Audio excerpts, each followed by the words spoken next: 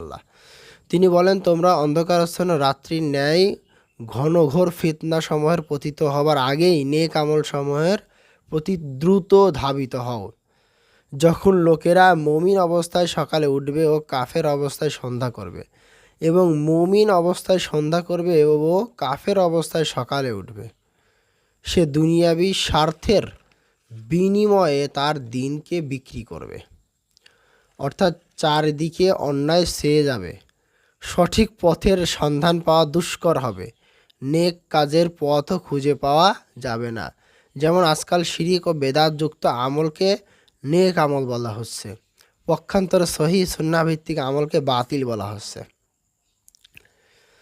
খাদেম রবিয়া বিন কাব একদিন রাসূল সাল্লাল্লাহু আলাইহি সাল্লামের নিকট দাবি করেন যে, আমি আপনার সাথে জান্নাতে থাকতে চাই।